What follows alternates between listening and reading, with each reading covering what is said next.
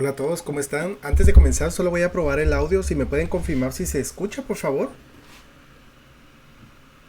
Buenas tardes, ¿qué tal? Sí se oye, Sí se profesor. oye. Ok. Saludos a todos. Muchas gracias. Buenas tardes a todos o buenas noches para algunos. Aquí pues todavía está un poco claro. Sé que en otras ciudades pues ya está un poquito más oscuro, ¿no? Pero buenas noches. Más que todo por allá por Florida, creo que ya está de noche, ¿no? Así que buenas tardes para unos, buenas noches para otros. Vamos a comenzar y antes de comenzar, perdón, en verdad la demora, tuve algunos problemas acá de conexión. Pero entonces vamos a pensar la clase el día de hoy. Les voy a compartir la pantalla.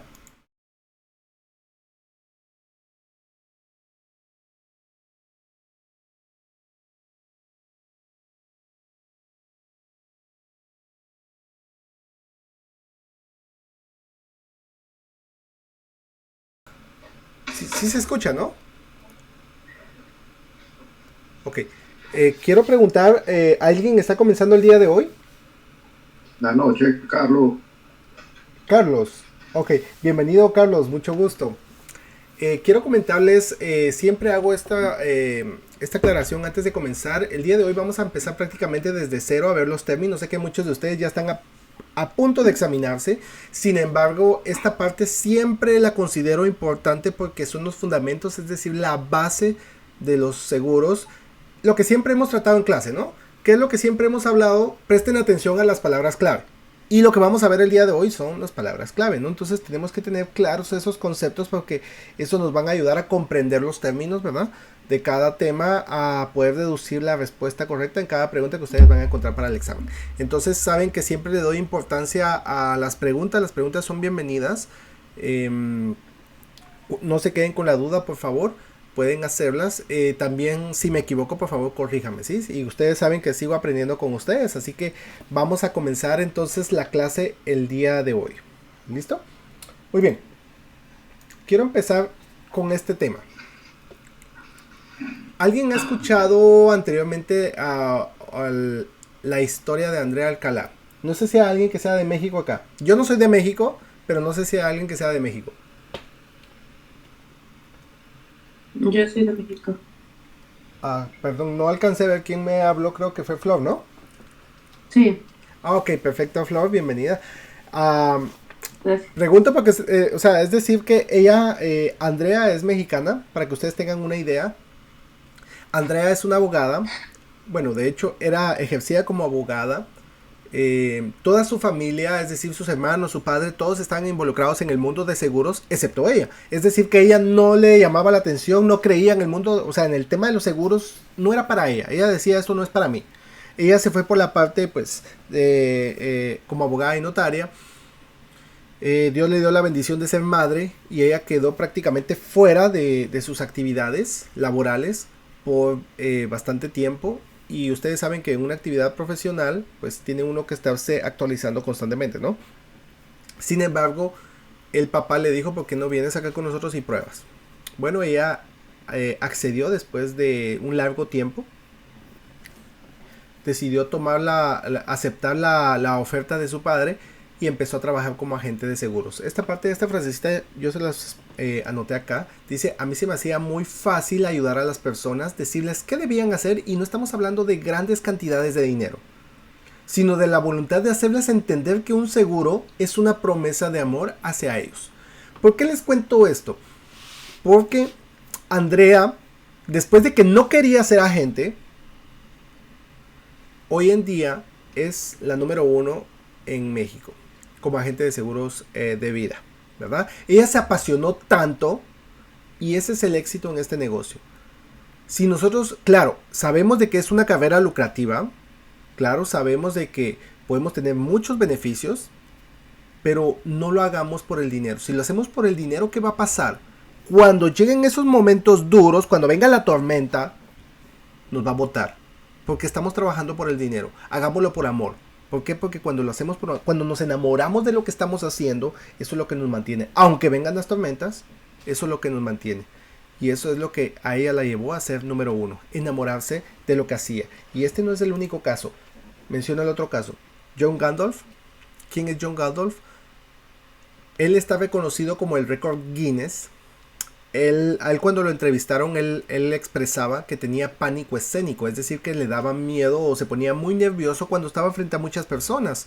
Él no se consideraba una persona atractiva físicamente, sin embargo, ¿por qué es el récord Guinness? Porque nadie ha roto los números que él tuvo como agente de seguros. Él no pasó ningún solo día como agente sin vender una póliza. Él llegó a facturar más de 10 mil millones de dólares en seguros, es decir, que nadie lo ha superado hasta el momento. ¿Y qué es lo que hacía él? Él decía, no se trata de hacer cosas extraordinarias, se trata de hacer cosas ordinarias extraordinariamente bien. Eso lo decía Jim Rohn, ¿no? Entonces, ¿qué es lo que él hacía? Y es básicamente algo constante, ¿no?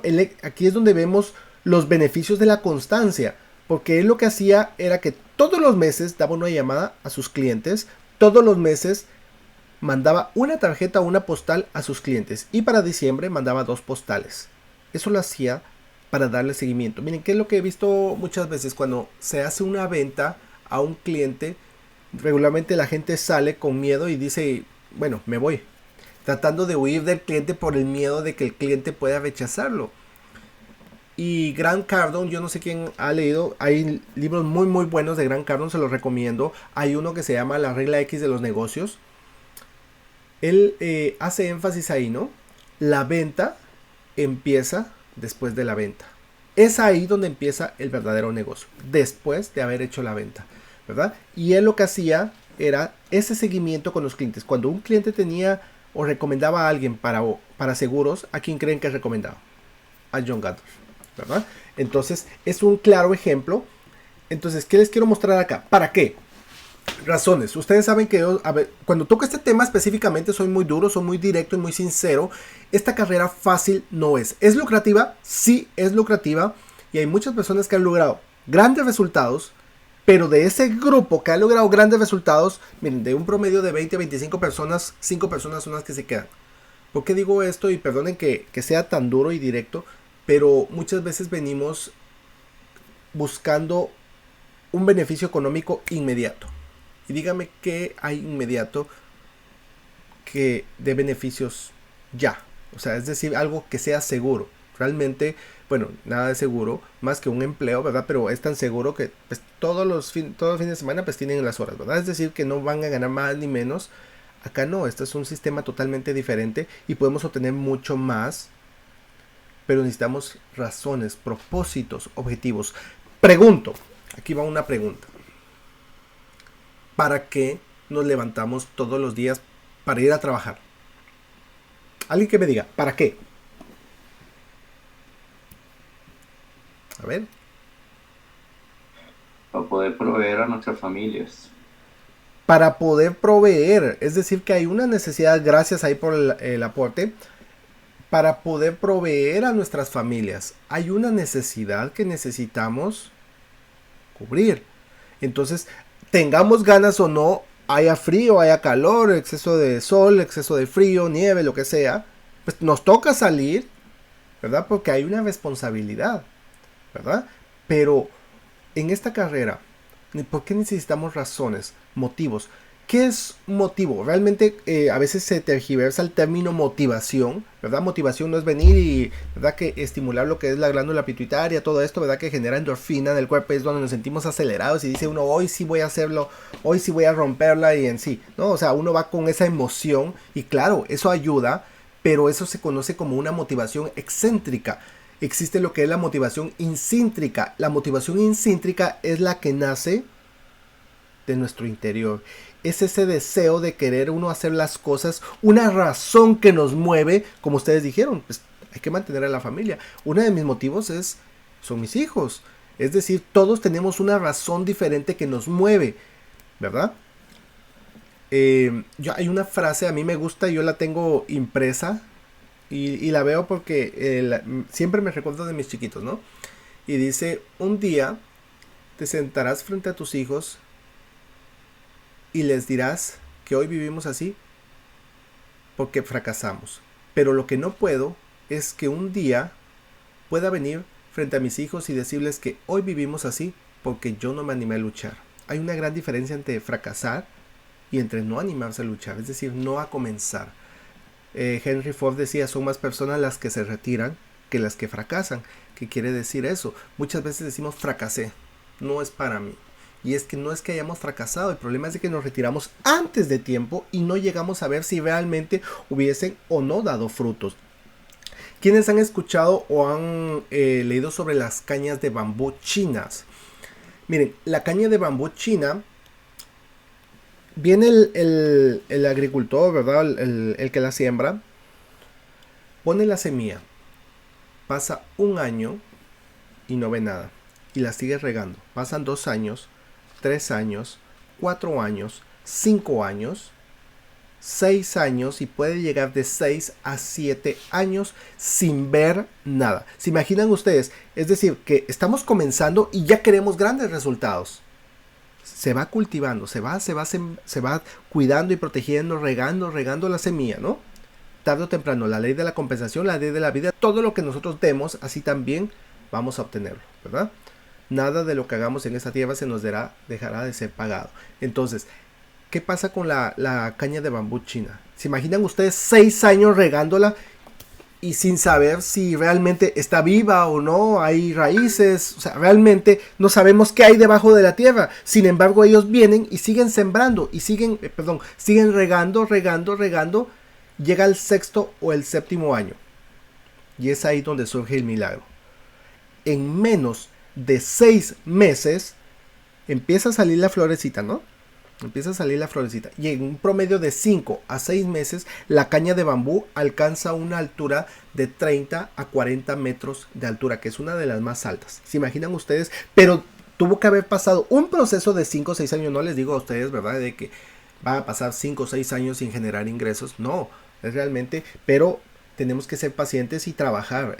Muchas veces queremos que los resultados vengan, pero no estamos dispuestos a ir y correr esa milla extra. Y yo sé que muchos de ustedes están corriendo esa milla extra, porque ahorita el primer paso, lo que necesitamos para poder ejercer es una licencia, ¿no? Y sé que ustedes, un buen grupo de los que están acá ya están preparados. Creo en ustedes y creo que lo pueden hacer, porque sé que han corrido esa milla extra. Entonces, todo lo que demos, también así se nos va a devolver. Vean esta imagen. ¿Qué es lo que ven acá? ¿Qué es lo que se mira?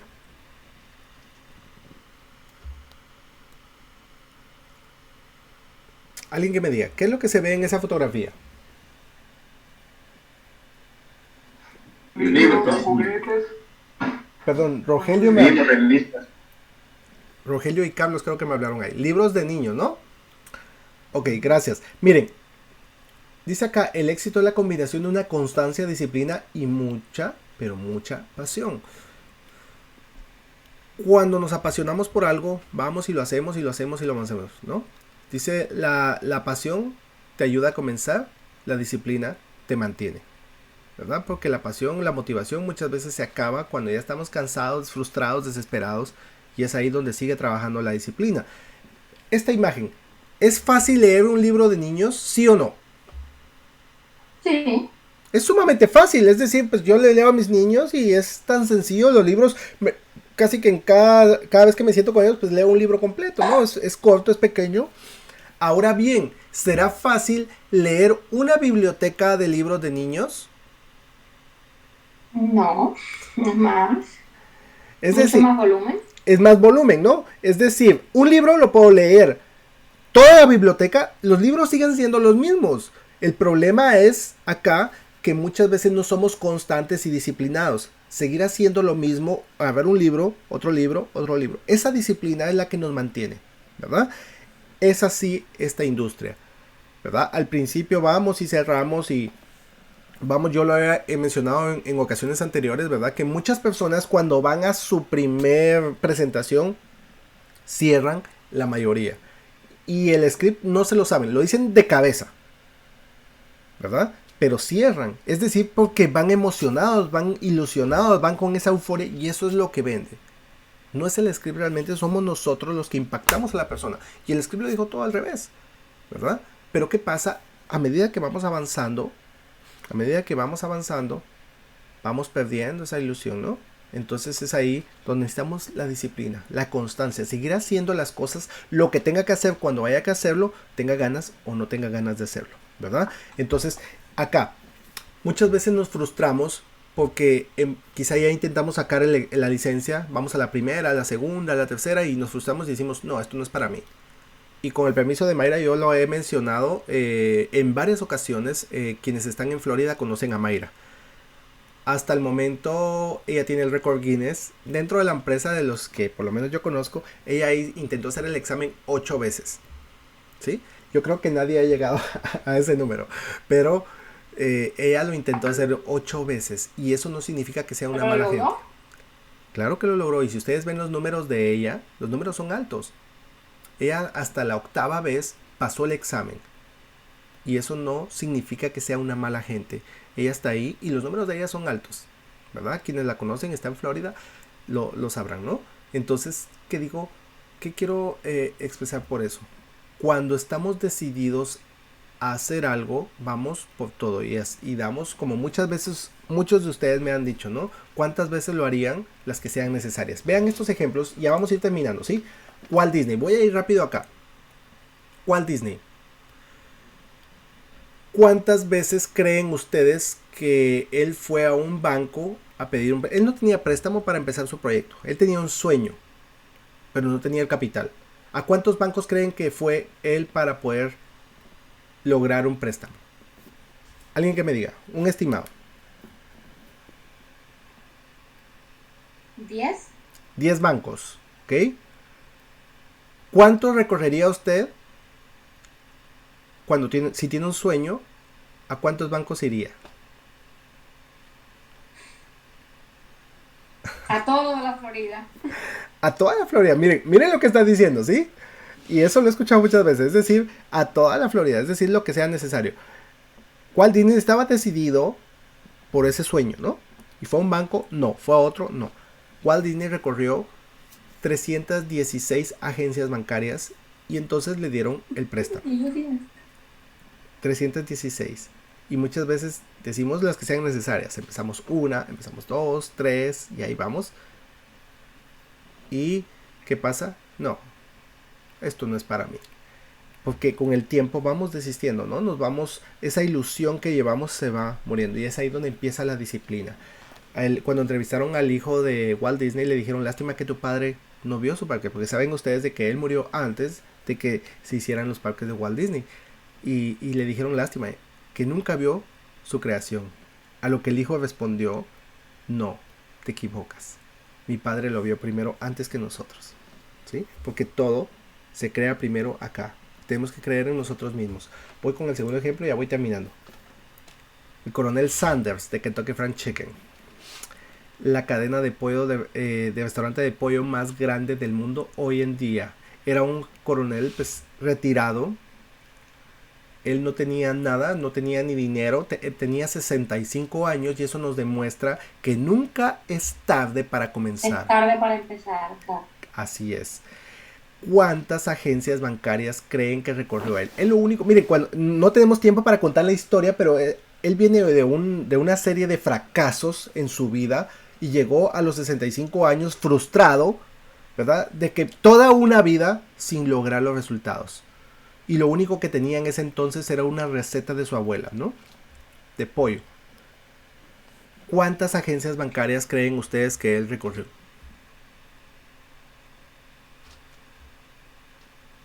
A ver, ¿alguien? Un número. Dígame un número. ¿Cuántas creen? 200 agencias. 200 agencias, ok. Pensamos lo mismo, es cierto. Un promedio de 200. Ok, vean acá. ¿Cuántas recorrerían ustedes? Hago la pregunta nuevamente, porque ya me dijeron las que recorrería toda Florida, me dijeron ahí, ¿no? ¿Cuántas recorreríamos? Las que sean necesarias. Las que sean necesarias. Cuando estamos decididos a lograr algo, tenemos que hacer lo que sea necesario para que las cosas pasen. Somos responsables de nuestros resultados. El coronel Sanders recorrió 1106 agencias bancarias. En la 1107 le dijeron que sí. Logró el préstamo y hoy en día es la cadena de pollo, de restaurantes de pollo más grande del mundo. Imagínense, no estábamos ni cerca de 200, ¿sí? 1106. A la 1107 lo logró. ¿A quién ven en la imagen?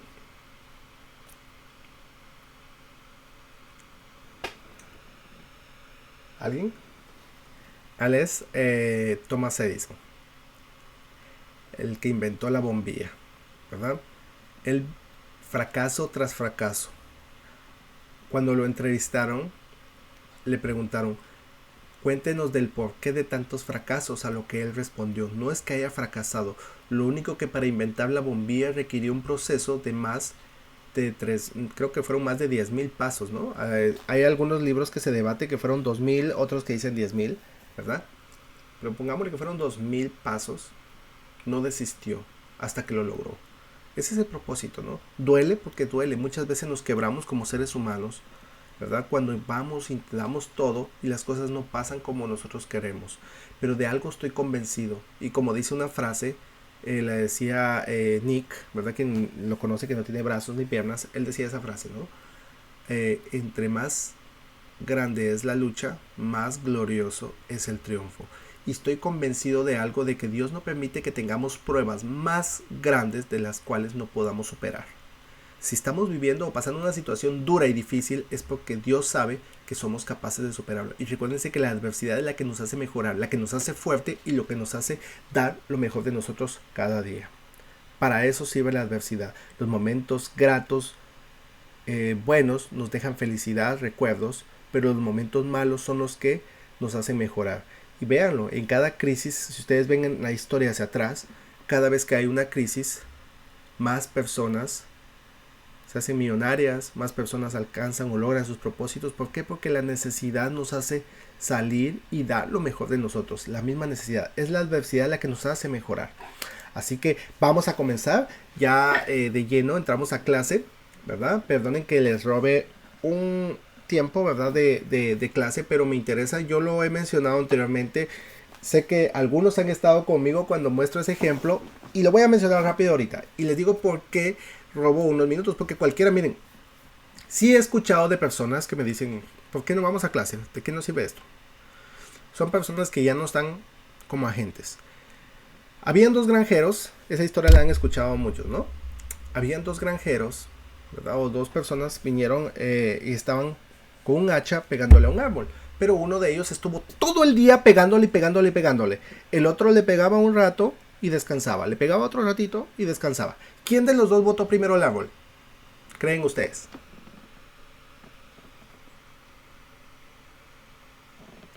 El primero. El que estuvo trabajando todo el día. No sé si me equivoco. ¿O el Sí. segundo? Ok, vean. Resulta que el que estuvo descansando botó primero el árbol. Y el otro le dice, no puede ser, yo estuve trabajando todo el día pegándole al árbol y tú estuviste descansando. ¿Cómo no es justo de que tú vengas y botes primero el árbol? ¿Cómo lo hiciste? Y el otro le dice, te equivocas. Cuando tú viste que yo estaba descansando, cada vez que yo me sentaba, afilaba el hacha. Mientras que tú le estuviste pegando todo el día con un hacha sin filo. Ujú. Y eso nos pasa muchas veces, nos metemos a trabajar, es que estoy ocupado, no tengo tiempo, no puedo, ¿verdad? No sé si a veces nos sentimos así, de que no tenemos tiempo, pero no avanzamos. Es decir, que estamos tan colapsados de cosas o pendientes por hacer, pero no avanzamos, porque estamos trabajando con un hacha sin filo. Es necesario muchas veces sentarnos y pulir el hacha, ¿verdad? Y cada golpe que demos va a ser más certero. Entonces es por eso que nos robamos estos minutos antes de comenzar la clase. Y ahora sí, vamos a entrar de lleno a ver los principios básicos del seguro de vida, salud y anualidades. Miren, normalmente cuando nos enfocamos en el examen tratamos de sacar 4 áreas o diferenciar 4 temas o 4 tipos de cobertura. Empiezo por acá. Encontramos lo que es pólizas de vida, salud, accidentes y estatutos. Correcto. 4 pólizas: vida, salud, accidente y estatutos. 4 áreas. Es por eso que cuando estamos con una pregunta, lo primero que debemos definir es ¿De qué tipo de cobertura está hablando? Porque la ley del IPA, ¿qué cubre? O sobre qué póliza se aplica la ley del IPA. Alguien que me diga, de los que ya han estado en clases anteriores. Salud y accidentes. Correcto. Salud. Gracias, Carlos. Salud y accidentes. Recuérdense que es la ley del IPA. Accidentes pertenece a la póliza, a la cobertura de salud, claro. Pero los términos no aplican de la misma forma, porque un accidente es algo imprevisible, algo que no se planifica, mientras que la parte médica o de salud puede contener preexistencias. Ya es ahí donde entran algunos tiempos, ¿verdad? Y algunos riesgos que la empresa evalúa antes de proceder con la cobertura, que ya vamos a ir viendo en el camino. Y vemos el tema de anualidades, que pertenece a las pólizas de vida. La vida presta beneficios por muerte y las anualidades generan beneficios en vida. Ya lo vamos a ir viendo en el camino, ¿sí? Entonces veamos acá. Muy bien. El papel de los seguros. ¿Cuál es el propósito? Miren, la muerte puede afectar a cualquier persona antes de tiempo. Cuando la muerte se lleva la vida de un proveedor de la familia, los familiares sobrevivientes sufren si se quedan sin ingresos. Claro, el dolor es fuerte, ¿no? La enfermedad y la discapacidad también pueden dejar cicatrices económicas muchas veces más intensas que la muerte. ¿Por qué? Porque la persona murió, claro, el proveedor de familia murió, está el dolor y la familia le toca salir adelante. De una u otra forma, pues tiene que salir adelante.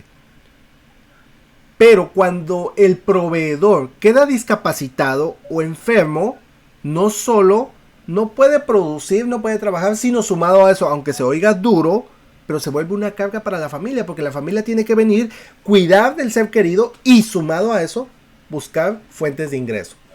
Entonces, la razón principal para la compra de un seguro de vida es proporcionar beneficios de muerte. De muerte. ¿Verdad? Entonces, ¿qué son beneficios de muerte? Ahí vamos a ir. Ok, esta es la razón principal, proporcionar beneficios de muerte. Entonces, seguimos acá. El seguro de salud también evolucionó a partir de los principios científicos para proveer fondos para gastos médicos por enfermedad, lesión y para cubrir pérdidas de ingresos durante la discapacidad. Pregunto, ¿para qué compramos un seguro de vida? Para obtener beneficios cuando se muere el dueño de la póliza. Para obtener beneficio, es decir, para dejar un beneficio, ¿verdad? A nuestros seres queridos, dejar protegida a nuestra familia y sumado a eso cubrir los gastos que hasta para morir en Estados Unidos los costos son altos, ¿verdad? Entonces, si hacemos un análisis, vemos lo más económico es un entierro normal en Estados Unidos que puede ir un promedio de $8,000 a $10,000. Vamos a ver, no, lo más económico de hecho es la cremación, ¿no? La cremación es la que va de $8,000 a $10,000. Un entierro normal en Estados Unidos anda por $15,000 y no digamos la repatriación, que si nosotros trabajamos con familias latinas, la mayoría, si ustedes le preguntan, dice, si algo me pasa yo quiero regresar a mi país, y tan fácil es decir regresar a mi país, pero no estamos preparados económicamente y es lo más caro, ¿verdad? Que puede ir hasta los $25,000 una repatriación, entonces es lo más costoso. Entonces ese es el propósito de un seguro de vida, proporcionar beneficios de muerte, pero también vamos a ver ahí los beneficios que obtenemos en vida, que eso se conoce como valor en efectivo y ya vamos a trabajar esos términos. Luego, ¿para qué compramos un seguro de salud?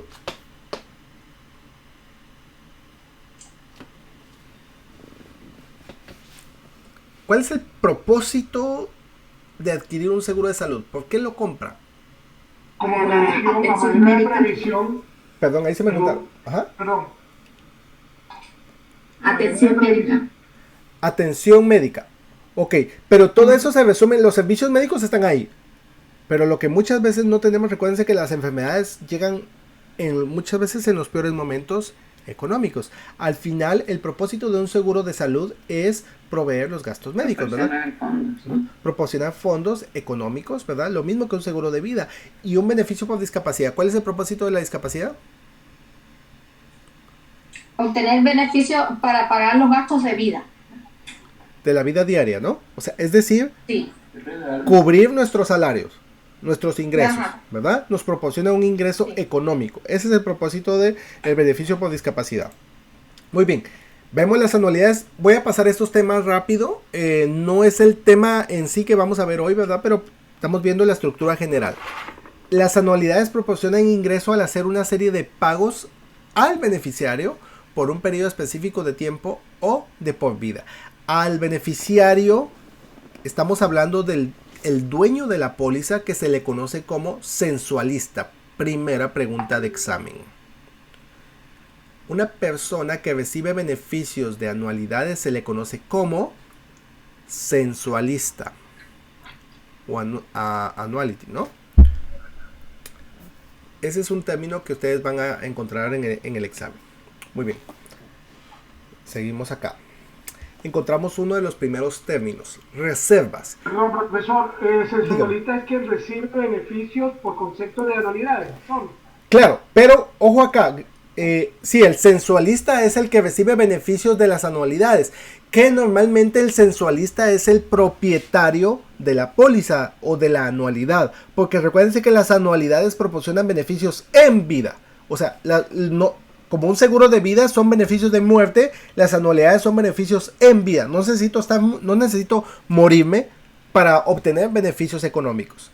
Entonces, ese es el propósito de las anualidades. Entonces, cuando se habla acá de un beneficiario, normalmente se refiere a un sensualista que a la vez es el propietario de la anualidad. No sé si me explico. Sí, está claro el concepto. Ok. Entonces, yo no me meto ahorita de lleno a las anualidades porque es un tema amplio. De hecho, las anualidades lo vamos a ver la próxima semana, ¿sí?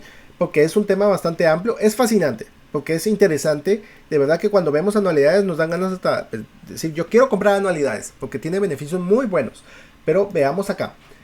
Otro término que encontramos son reservas. Las reservas. ¿Cuál es el propósito de una reserva? ¿O qué comprendemos con el término reserva? Reserva es un fondo que se tiene para suplir una necesidad futura. Para suplir una necesidad, gracias. Ok, ¿alguien más me iba a hablar, perdón? Sí, son los fondos que debe tener toda compañía de seguros para poder cumplir con sus obligaciones futuras. Porque el compromiso de una aseguradora frente a un asegurado es muy grande y además es un compromiso que debe cumplirse. Ok. Que es con garantía. Correcto, gracias. Entonces, miren acá, voy a mencionar dos términos y se van a dar cuenta qué tan simple es. Recuérdense que las empresas de seguro no pueden sobrevivir solo de la prima. Las empresas de seguro tienen dos fuentes de ingreso. La primera es las primas que pagamos y la segunda es... ¿Cuál es la segunda? ¿Alguien que me diga? Las inversiones que hace. Los intereses devengados por las inversiones que hace con las primas. Correcto, gracias. Las inversiones, ¿sí?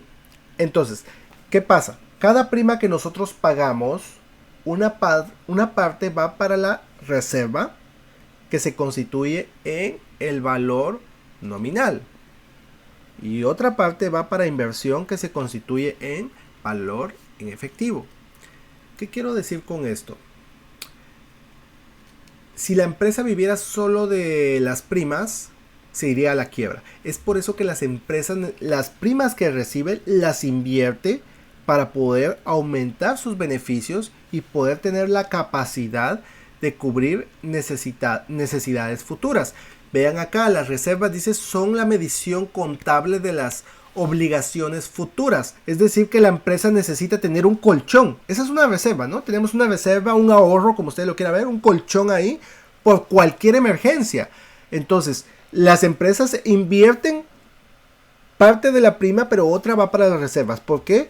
Por una necesidad futura. Liquidez. El término liquidez, ojo acá, miren. Palabras, recuérdense que estamos viendo ahorita palabras claves. Si yo veo una pregunta, el término liquidez, ¿qué me dice a mí? No me habla de pagar.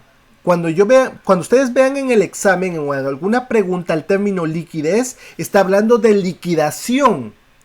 Liquidación es, vamos a suponer, una persona trabaja en una empresa y dice la vamos a liquidar. Ok, la van a recortar y si tiene algún beneficio y todo, la liquidan y le dan todos los beneficios que había acumulado. Eso es liquidación. La liquidación se conoce en términos de seguro cuando se van a cobrar beneficios, no cuando tengo que pagar. Vean acá, dice liquidez, indica la capacidad de una empresa para hacer los pagos imprevisibles para los asegurados. Es decir, no es de pagar. Liquidez significa cuando voy a recibir. Palabra clave. Si ustedes ven el término liquidez, es, ¿verdad?, donde vemos las formas de pago hacia los beneficiarios, ya sea en vida o después de la muerte, ¿no? Entonces, aquí vemos algunos términos. Seguimos acá. Voy a seguir avanzando. Entonces vemos los tipos de empresas de seguro. Existen dos clasificaciones o dos tipos de empresas. Por una parte tenemos las privadas y por otra parte tenemos al gobierno. Es decir, la parte privada, pues recuérdense que aquí todo tiene un precio, pues según mi prima o lo que yo pague, también así puedo exigir. Pero por otra parte está el gobierno, que se conoce como el seguro social. El seguro social yo no puedo exigir. Según lo que yo esté reportando en mis impuestos, en mis taxas, pues así también voy a tener esos beneficios. Pero el objetivo del gobierno no es lucrar. Sin embargo, el propósito de los seguros privados es hacer negocios, ¿verdad? Por eso acá dice, se venden seguros, las empresas privadas principalmente venden vida y anualidades, seguros de accidentes y de salud. Las que trabajan varias líneas de seguros se conocen como aseguradoras multilínea, ¿verdad? Que trabajan diferentes áreas. Entonces, lo primero que encontramos, aquí es donde empezamos a ver la clasificación de las empresas. Empresas de valores no participantes. Ojo acá. Las empresas de seguro de valores son organizaciones privadas. Ahorita vamos a ver un tema más a fondo sobre estos conceptos, ¿sí? Dice acá, están constituidas bajo las leyes estatales cuando surge una empresa, en este caso una empresa de seguros, recuérdense, ¿verdad? Dentro de un estado crece y surge bajo las leyes del estado. Cada estado maneja sus propias leyes, que se conocen como los estatutos, con el propósito de obtener beneficios por sus acciones. Los accionistas pueden o no ser los asegurados. Entonces dice empresa de valores no participantes. Veamos aquí. Existe por otra parte lo que son las compañías mutuas. Ustedes van a ver el término mutuo. ¿Viene alguna pregunta por ahí con este término? Dice también estas están organizadas y constituidas bajo las leyes estatales, pero no tienen accionistas. ¿Qué quiere decir esto? Una empresa de valores es una empresa donde vienen los accionistas, ¿verdad? Compran acciones, pero no necesariamente van a ser asegurados, ¿verdad? Es cuando, vamos a suponer, el primer paso acá es que sea una empresa mutua. ¿Qué es una empresa mutua? El término mutuo nos dice, nos ayudamos mutuamente. Entonces venimos y vamos a suponer acá que los que estamos acá conectados, decimos, miren, ¿por qué no juntamos un capital? Yo tengo tanto y todos aportamos una parte. Y ponemos una empresa, pero que nos cubra o nos ayude mutuamente, ¿verdad? Entonces es una empresa privada, porque es capital privado. Entonces dice acá, están constituidas bajo las leyes, pero no tienen accionistas, porque no es una empresa pública. En cambio, los propietarios son los asegurados. Eso quiere decir que nosotros nos cubrimos con este capital. Cualquier requerimiento o alguien que tenga alguna necesidad, mi capital ayuda a cubrir esa necesidad. Y así viceversa, ¿sí? Eso es que nos ayudamos mutuamente. Es una empresa de mutuo participante. Cualquiera que adquiera un seguro aquí es un cliente y un propietario. Tiene derecho de votar a favor de los miembros de la junta directiva. Entonces, veamos. Ponemos una empresa, ¿verdad? Con capital mutuo. Nos ayudamos mutuamente y la empresa pues va creciendo. Llega un momento donde decimos, miren, la empresa está creciendo, ¿por qué no la volvemos pública? ¿Ok? Entonces venimos y la hacemos pública. Entonces es donde sale a la bolsa de valores y es donde vienen los accionistas y empiezan a comprar acciones. Entonces ya los accionistas son solo inversionistas y no necesariamente asegurados. Entonces se constituye en una sociedad anónima, ¿verdad? o una empresa de valores. Les voy a poner un ejemplo acá, ¿verdad? El caso de uno de los más mencionados hoy en día, Elon Musk. Estaba con el proceso de comprar Twitter por 44 mil millones de dólares, ¿no? Entonces, ¿qué es lo que él estaba haciendo? Es lo que ustedes ven acá, ¿verdad? Una empresa de valores se puede convertir en una compañía mutua a través del proceso llamado mutualización. Entonces, ¿qué es lo que estaba haciendo Elon Musk? Al comprar la empresa, recuérdense que es una empresa de valores pública. Y viene esa pregunta en el examen. ¿Una empresa de valores pertenece a quién? ¿Alguien que me diga? La empresa de valores pertenece a A su accionista. Correcto. Claro. Es la respuesta del examen, ¿sí? Una empresa de valores pertenece a, y viene ahí diferentes respuestas, y viene una es a sus accionistas. Entonces, Twitter obviamente pues tiene accionistas, entonces pertenece a los accionistas. Entonces, Elon Musk viene y quiere comprar Twitter. Entonces, al comprar Twitter, ¿qué es lo que está haciendo? Está pagando, creo que la acción se había desplomado, ¿verdad? $34, algo así, no recuerdo. Y él está pagando las acciones a $57, 57, 55, algo así. Entonces, eso quiere decir que está entrando en un proceso llamado mutualización, porque de ser una empresa pública con accionistas viene y absorbe todas las acciones un propietario. La mutualiza. Y luego de estar como una empresa mutual o de mutuo, ¿verdad? Se convierte nuevamente en un proceso de desmutualización para poder venir y lanzar de nuevo las acciones, ¿verdad? Al hacerla pública, entonces ya vienen otra vez los accionistas y a comprar acciones, ¿no? Entonces es como funciona este tipo de empresas, ¿verdad? Mutuas y de valores, ¿verdad? Las empresas mutuas y de valores se refieren a aseguradoras comerciales. Ambas pueden escribir pólizas de vida, de salud, de propiedad y de accidentes. ¿Alguna pregunta hasta acá donde estamos? ¿Alguna duda? Sí, profe, yo tengo una duda. Cuénteme, Carlos. ¿Cuál es la diferencia entre los participantes y no participantes? Primero la pregunta es porque ¿quiénes pueden elegir la junta directiva o tienen derecho sobre eso? ¿Los participantes o no los participantes? Los participantes, ¿verdad? Mutuas son participantes. ¿Por qué? ¿Qué quiere decir participantes? De que yo pongo mi capital, pero para asegurarnos. Es decir, que con usted y todos los que estamos acá ponemos capital, ¿no? Y nos ayudamos mutuamente. Entonces somos participantes. Un no participante es de una empresa de valores que viene y solo invierte y compra acciones, pero no es asegurado. Eso quiere decir que no está participando de los beneficios, sino solo está invirtiendo. Exactamente, y por ende no forma parte de las decisiones en cuanto a la junta directiva. No, a menos, claro, o sea, recuérdense que como la pregunta que acabo de hacer, ¿no? ¿Quiénes son propietarios de una empresa de valores? Los accionistas, ¿no? Pero es ahí donde viene, voy a poner un ejemplo, ¿verdad? Como el caso de Apple, por poner un ejemplo, pues tienen su junta directiva, claro, pero pues uno de los mayores accionistas de Apple, por poner un ejemplo, es Warren Buffett, ¿no? Que tiene la mayoría de acciones, o sea, tiene demasiadas inversiones en Apple.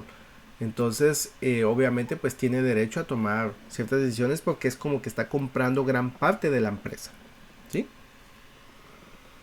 Profe, yo tengo una pregunta. Diga. ¿La empresa de valores se puede convertir en una compañía mutua? Sí. Según la definición de compañía mutua, es la asociación de varias personas que quieren colaborarse mutuamente y van a poner una compañía mutua, ¿verdad? Ajá, que es el proceso En el llamado momento mutualización. en que la empresa de valores, que es de accionistas, se va a convertir en una compañía mutua a través de un proceso llamado mutualización, ¿cómo pasa ese proceso? O sea, los accionistas de valores desaparecen. ¿Cómo es que se produce ese proceso de mutualización? Recuérdense que cuando de mutualización es cuando esto tiene que ver con el tema de la bolsa de valores, ¿no? La compra y venta de acciones. Yo puedo venir y comprar acciones o vender acciones. Entonces, como el ejemplo que les puse de Elon Musk, ¿verdad? Él viene y compra la empresa, compra las acciones a los que tienen acciones de Twitter. Entonces él está pagando la acción a un costo más alto y obviamente a los accionistas les conviene vender sus acciones, ¿verdad? Por un costo arriba de lo... Es como comprar y vender. Compro barato y vendo caro, ¿no? Sí, pero ya en ese caso es uno solo el que está comprando las acciones. Eso No por es una empresa de mutualización donde varios ponen para cooperarse mutuamente. sí, pero, o sea, es una corporación, o sea, es Elon Musk, es claro, el que se conoce es una corporación la que está invirtiendo, ¿verdad? Pero entonces lo que está haciendo es comprando todo para yo, o sea, prácticamente están comprando todas las acciones para ellos recuperarlas, como por decirlo así, Monopolizarla. monopolizarlas, ¿no? Lo que pasó como el caso de, em, ay, se me fue el nombre, ¿no? Ay, perdón, se me fue el apellido, ¿no? Ujú. Rockefeller, ¿no? Que él fue demandado por monopolio, ¿no? Entonces tuvo que vender parte de sus petroleras y todo esto porque él tenía prácticamente abarcado todo el país en la industria de petróleo. Entonces lo obligaron a vender, ¿no? Entra en un proceso llamado desmutualización, ¿verdad? O sea, se empieza a deshacer de eso para no entrar en un monopolio. Entonces, el proceso de mutualización es, ¿verdad? Cuando una compañía a través de un proceso dice, o sea, las absorbe como Elon Musk, ¿verdad? Absorben, es decir, se deshacen las acciones y se convierte en una empresa de capital común. Entonces, Creo que la palabra para definirlo, y disculpe que lo interrumpa, es que deja de ser pública. deja de ser pública. Gracias, ese es el término, ¿verdad? Porque recuérdense que una empresa de valores se hace pública. Al hacerse pública quiere decir, ok, sale al mercado. Y es ahí donde vienen los inversionistas y compran acciones. Deja de ser pública. Entonces es un grupo, nosotros decimos, ok, compremos la empresa y eso significa comprar las acciones y la mutualizamos, ¿verdad? Somos participantes, nosotros formamos junta directiva y todo lo demás. La empresa crece y decimos, bueno, ¿por qué no la volvemos pública? El término, ¿no? Entonces la lanzamos y sale a la bolsa de valores y empieza otra vez a vender acciones. No sé si me doy a entender con los términos o me doy a explicar, ¿no? Si respondo la pregunta. Ujú. Sí, está bien, profe, gracias. Ok, muy bien. Tengo una preguntita, profesor. Dígame. Así que las empresas de valores son comerciales y dijo que usted que venden seguros de vida, de accidente y ¿cuál más? Vida, la empresa de seguro venden vida, accidentes, ¿verdad? Ujú. Anualidades, pólizas de salud, etcétera. Gracias. Ujú. Con gusto. Maestro, una preguntita. Dígame. Disculpe.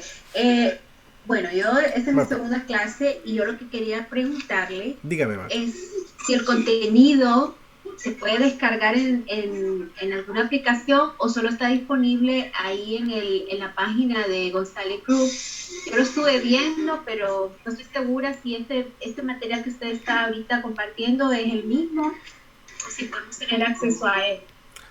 Ok, miren, todo el contenido que ustedes están viendo hoy, sé que muchos tienen su cuenta de Excel activa, ¿verdad? Son los principios básicos, capítulo 1 y 2, ustedes van a encontrar toda esta información ahí. Las presentaciones, se me olvidó mencionarlo, ¿verdad? Yo normalmente se las comparto, les comparto los links al finalizar la clase, la mando al chat que tenemos. Entonces ahí ustedes pueden acceder al contenido de la presentación, que básicamente es lo mismo que ustedes van a encontrar en la teoría, solo que resumido. Es la síntesis, ¿no? ¿Ok? Ok, gracias. Sí, con gusto. Muy bien, entonces voy a seguir acá. Miremos acá, aseguradoras recíprocas. Son muy similares a las mutuas, porque en mutuas nos ayudamos mutuamente. Recíproco es tú me ayudas y yo te ayudo, ¿no? Somos recíprocos. Dice, se organizan sobre la base de propiedad de sus asegurados, pero son recíprocos, ya que los propios títulos de pólizas aseguran los riesgos de los demás asegurados, ¿verdad? Una póliza, pues, asegura a un tercero y viceversa. Recíproco, nos ayudamos mutuamente. Por eso son similares a las mutuas. Luego encontramos a Lloyd de Londres. Lloyd de Londres no es un asegurador, ¿sí? Lloyd de Londres no es un asegurador, dice acá, sino una asociación de personas y empresas que dice, palabra clave, que dice acá, palabrita clave. Suscriptor. Es un suscriptor. Suscriben seguros de forma individual. La función de Lloyd de Londres es reunir y difundir información de suscripción. ¿Qué quiere decir suscripción? Ellos no son una aseguradora. Ellos proveen servicios a cambio de una suscripción. A través de sus asegurados miembros, proveen coberturas que de otro modo no estarían disponibles en ciertas áreas, como Lloyd's de Londres, pues prestas normalmente coberturas para aerolíneas como American Airlines, ¿verdad? Es o sea, ustedes abordan un avión y tienen una cobertura. Entonces, ¿quién da esa cobertura? Entonces, Lloyd's de Londres llega a áreas donde de otra forma no hubiera cobertura. Pero ellos tienen lo que se conoce como una suscripción. Ellos proveen los servicios, no son un asegurador. Luego tenemos los reaseguradores. ¿Qué es un reasegurador? Básicamente un reasegurador son los que aseguran a las aseguradoras. En caso de que una aseguradora se convierta en insolvente, pues es el reasegurador el que tiene que cubrir, ¿verdad? Vamos a seguir acá. Vamos a ver, ok.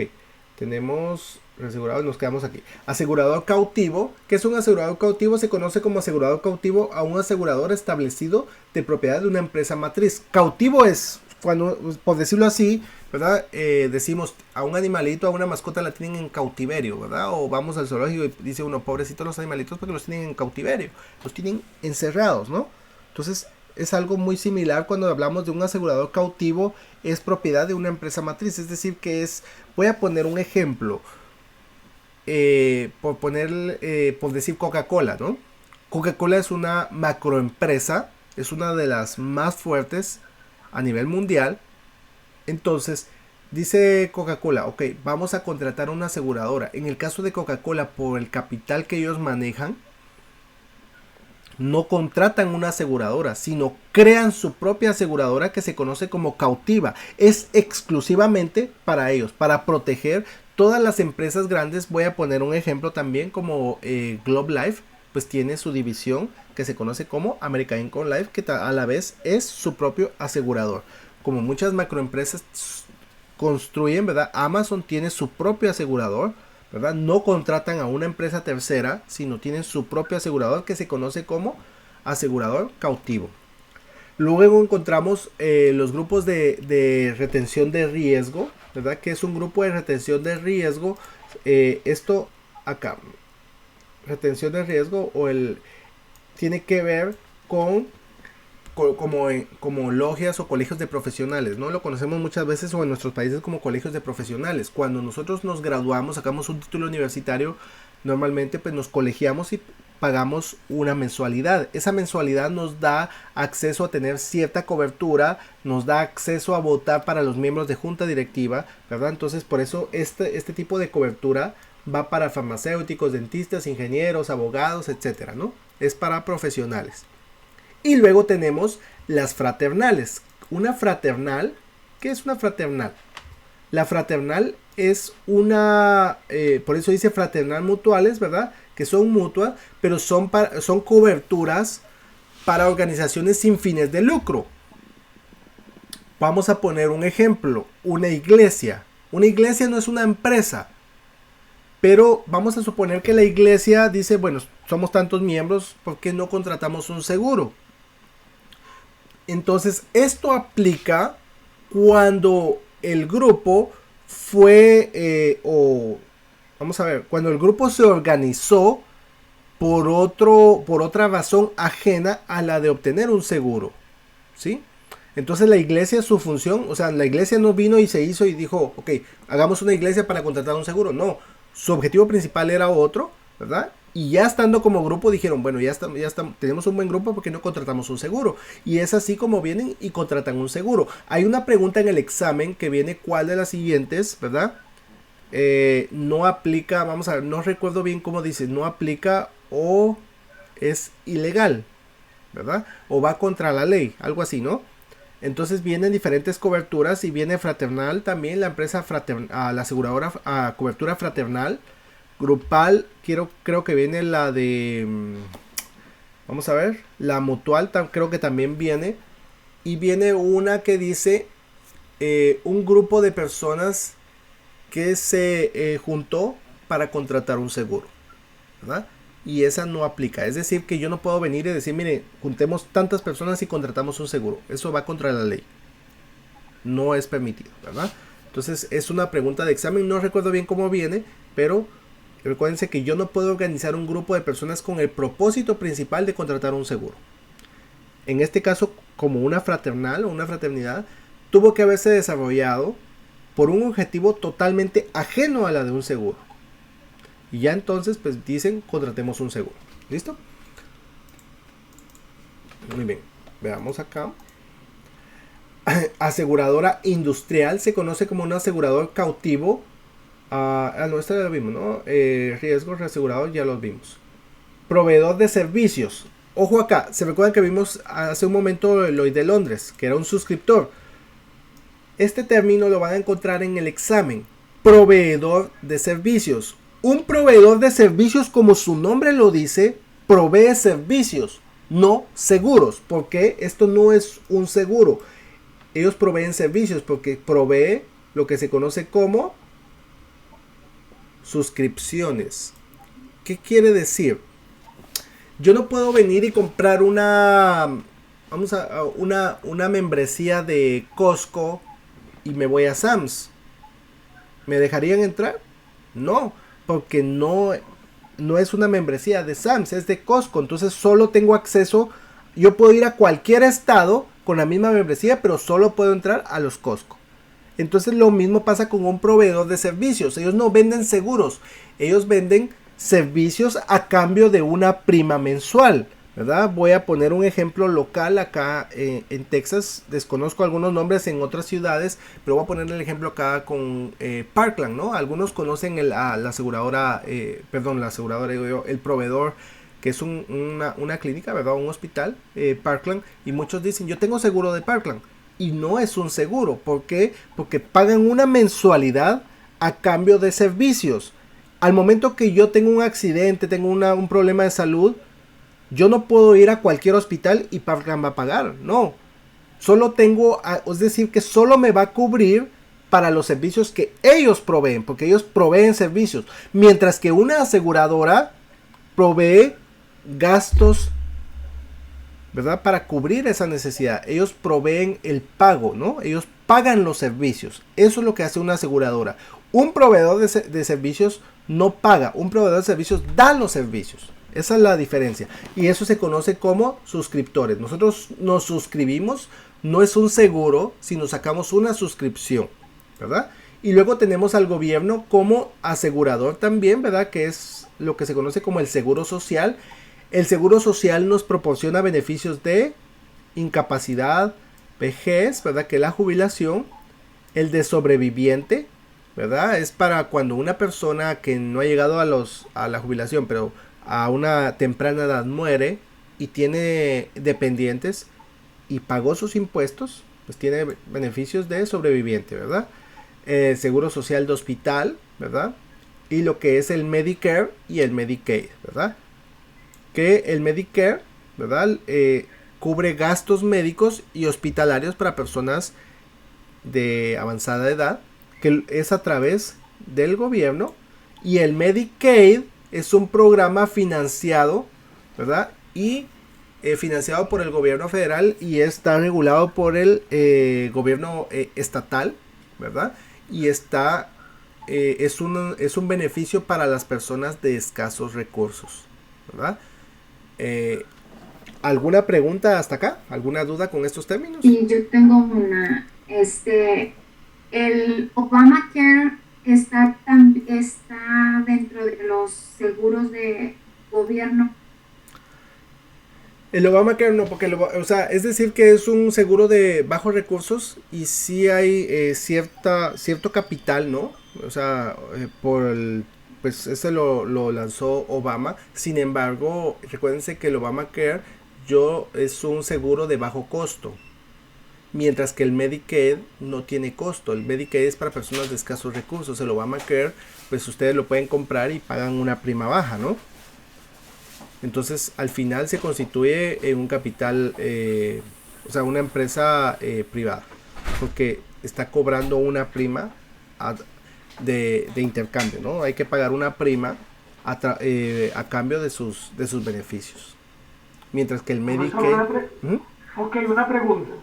con respecto a una diferencia entre Medicaid y Medicare. Ujú. Usted nos dice que Medicaid es para personas de escasos recursos. Igualmente obtiene servicios de medicina y hospitalización, igual. Limitados. Limitados. Eso se conoce como eso también se conoce como en seguros privados como gastos básicos, ¿no?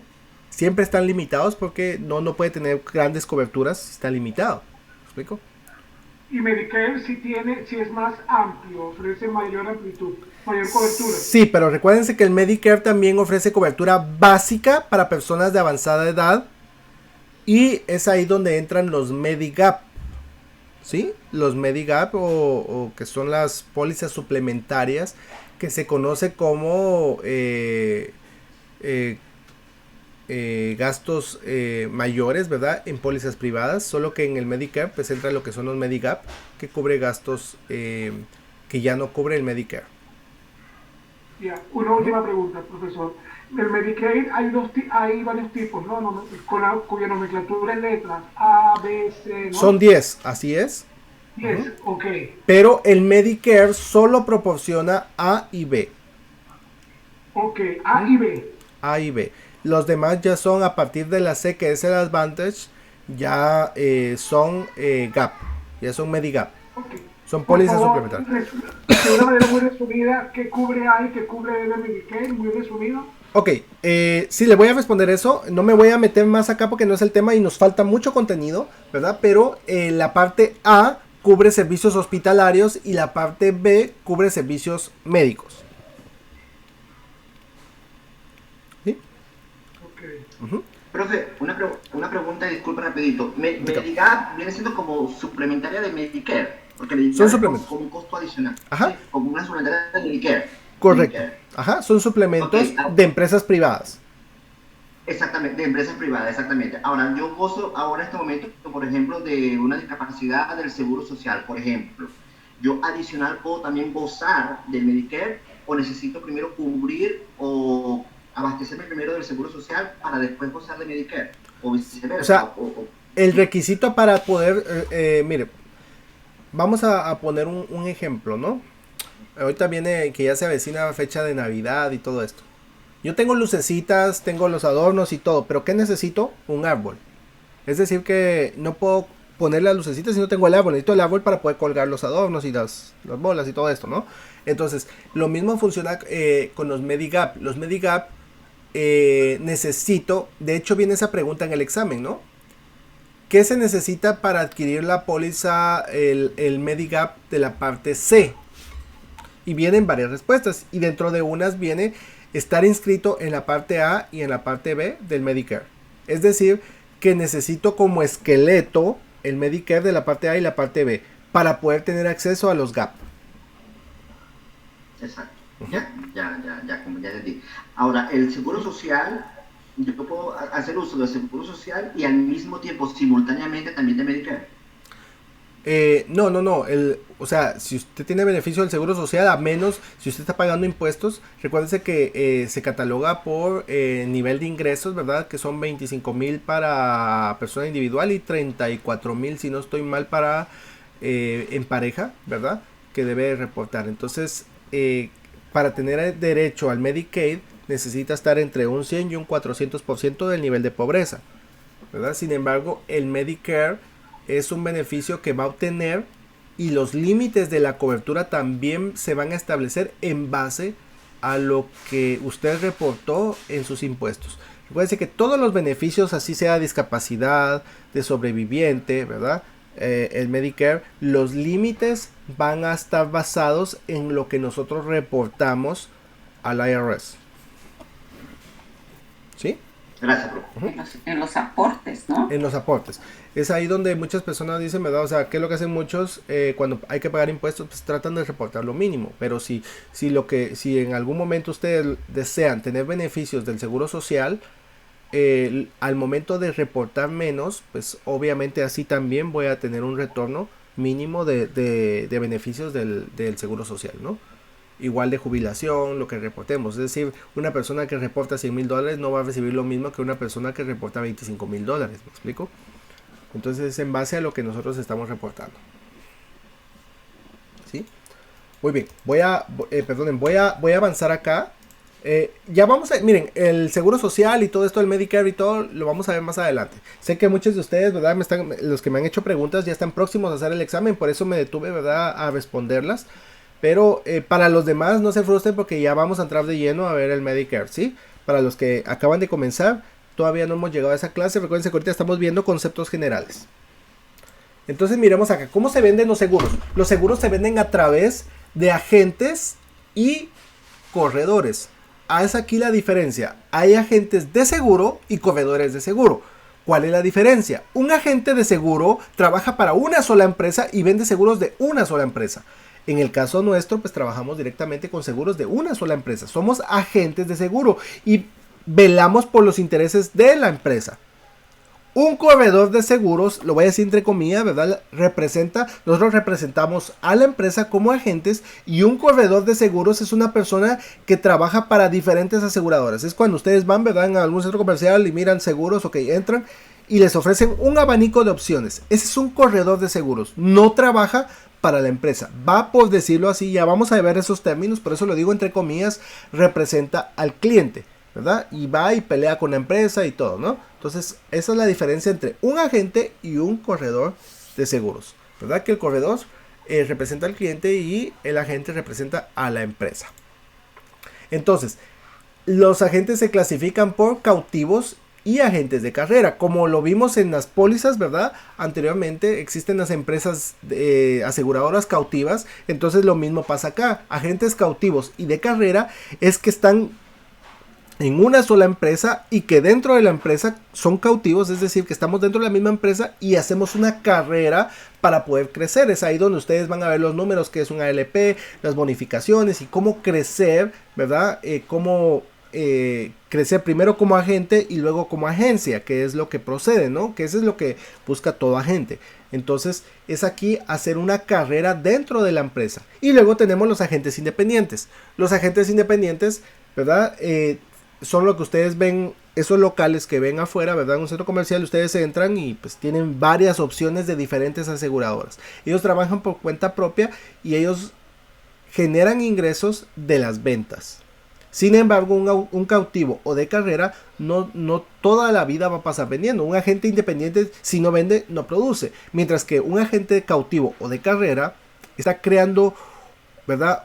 Está creando una carrera dentro de la empresa que a largo plazo le va a generar dividendos. Incluso pues si ustedes no están produciendo, vienen las bonificaciones y todo lo demás, ¿no? Que son los ingresos grandes que ustedes ya los van a conocer, ¿verdad? Cómo es que se puede crecer en toda esta carrera. Esto es a nivel de agentes. Y luego tenemos también el mismo sistema, solo que como agencias, ¿verdad? Yo empiezo como agente, pero llego a un nivel donde ya mi objetivo ya no es crecer como agente, sino ya quiero empezar a trabajar con agencias, ¿no? Y es ahí donde ustedes van a ver agencias, como el caso nuestro, ¿verdad? Está González Group, pero recuérdense que es la casa matriz, quien nos paga a nosotros es American Income Life, ¿verdad? Que es la casa matriz. Entonces Emerson pues obviamente empezó con sus agencias. Él empezó como agente y luego ya tiene sus agencias, que es el mismo sistema que nosotros pues estamos desarrollando. En algún momento llegar y poner una agencia y así sucesivamente tener varias agencias. Entonces es lo mismo, ¿verdad? Y luego tenemos el sistema de agencias independientes. Miremoslo acá rápidamente. El sistema de carrera de agencias son ramas de empresas de gran acción, empresas mutuas, y aquí encontramos el término mutuo, de seguros que contratan para representar una compañía de seguros en un área específica. El sistema de carrera de agencias se centra en la formación de personal de ventas, que es muy similar.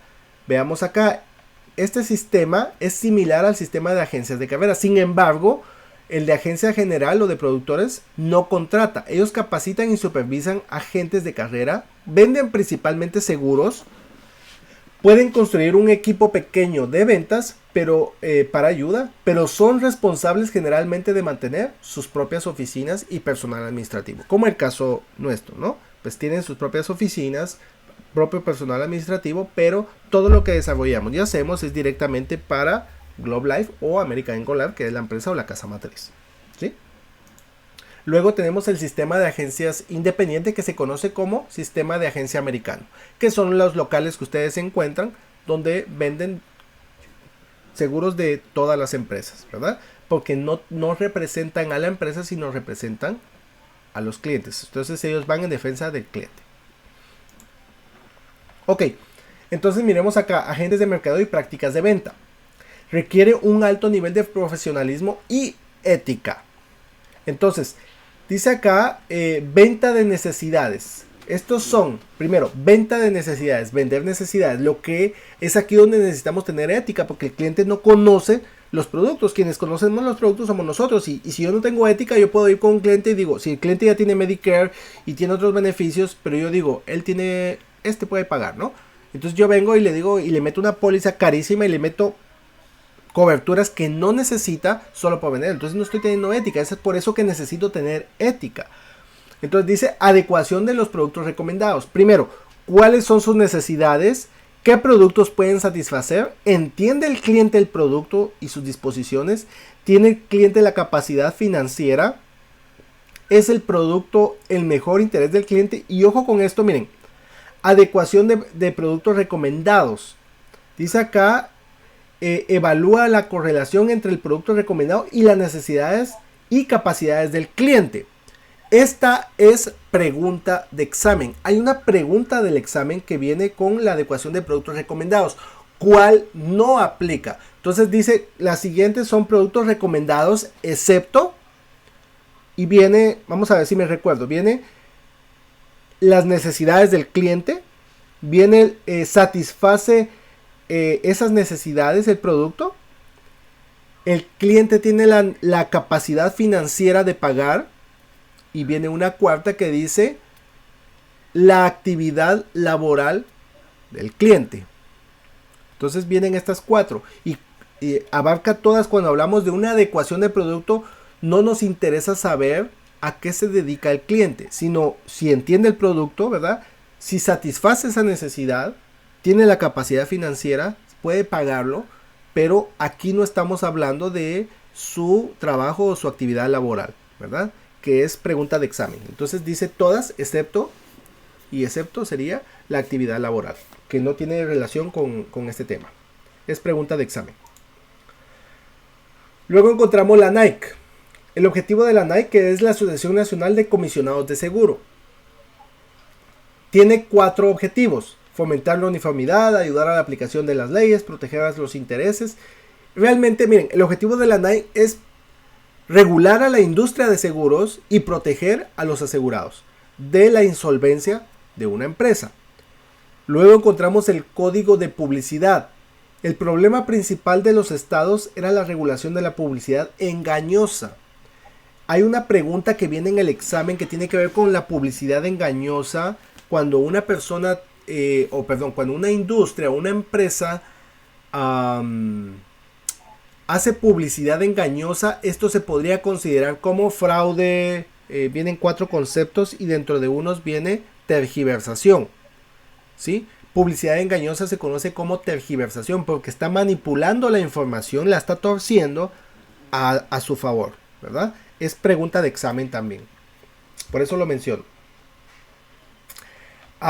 Ley de prácticas comerciales injustas, ¿verdad? Dice acá, esta ley da a los oficiales la autoridad para solicitar una orden judicial para frenar a las aseguradoras que utilizan cualquier método que se considere injusto, incluso en el contexto de las prácticas desleales del comercio, tales como, y aquí viene tergiversación. ¿Qué es tergiversación? Es manipular la información a mi favor, torcerla, ¿no? Eso es tergiversar. Falsa publicidad, por eso tiene que ver con el tema de la publicidad, que es la pregunta que viene en el examen. La coacción. ¿Qué es coacción? Ustedes pueden encontrar coacción o coerción, que es lo mismo. Es básicamente vender bajo presión. Hay una pregunta que viene en el examen que dice, ¿verdad?, que un acreedor le dice a su deudor que le compre un seguro y que de esa forma le pague la deuda. Esto se conoce mejor como coacción. Es decir, directa o indirectamente lo está presionando para que le compre una póliza de seguro. La intimidación, la discriminación injusta también viene en el examen. Una pregunta, ¿verdad? Se conoce discriminación injusta. ¿Qué es discriminación injusta? vender una póliza a dos personas, una póliza diferente o una cobertura diferente a dos personas de la misma edad bajo el mismo grupo de riesgo. En teoría, si las personas tienen la misma edad y están bajo el mismo grupo de riesgo, las primas deberían de ser igual. Pero discriminación injusta es cuando pues vamos a suponer, yo tengo acceso a la información, entonces yo manipulo la información de tal forma de que si una me cayó bien y la otra me cayó mal, pues vengo y manipulo la información para que una pague más. Entonces eso es discriminación injusta, ¿verdad? Inequitativa, administración de reclamos de asentamiento, que pues eso ya no viene en el examen. Asociación de garantías del Estado. Ojo acá, todos los estados han establecido fondos de garantía o asociaciones de garantía para ayudar a las aseguradoras y proteger a los consumidores en caso de que una aseguradora se convierta en insolvente. Este término viene en el examen. ¿Cuál es el propósito de la Asociación de Garantías del Estado? Viene ahí proteger los intereses del Estado, viene proteger a la industria de los asegurados que no pagan, y no me recuerdo qué otra viene, ¿no? Y viene también esta, ¿no? Proteger a los asegurados, ¿verdad? De las aseguradoras que se convierten en insolventes. Ese es el propósito de la Asociación de Garantías. Recuérdense que la ley siempre va a proteger al consumidor. Luego tenemos el servicio de valoración, palabra clave. Yo siempre les he mencionado, ¿no? Ubiquen palabras claves. Valoración. Cuando ustedes encuentran el término de valor, valoración es un término que no puede ser garantizado, ¿verdad? Porque tiene que ver con el tema de riesgo. Y cuando vemos servicios de valoración, dice la fortaleza financiera y la estabilidad de una compañía de seguros son dos factores de vital importancia para el seguro de potenciales compradores y las compañías de seguro. Y estos están ligados con Best, Fitch Learning y el SP500, que es la bolsa más importante de Estados Unidos. Entonces aquí tiene que ver con el tema de inversión, ¿verdad? Que no pueden ser garantizados. Perdonen que me voy a ir un poquito, me voy a detener en algunos puntos que son relevantes, pero me voy a ir un poquito rápido en otros, ¿verdad? Porque todavía nos queda un poquito de contenido y ya estamos contra tiempo, ¿verdad? Entonces veamos acá, aquí vienen algunas leyes, no vienen todas, pero veamos esta parte. Dice en el 86, el Pipe Vision, el Tribunal Supremo de Estados Unidos dictaminó que las transacciones que cruzan las fronteras estatales no eran comercio interestatal, es decir, que tenían las mismas leyes. Luego tenemos la ley de investigación de Armstrong, ¿verdad? Otorgó la autoridad a los estados para regular los seguros. Es decir, luego lo miramos acá abajo también.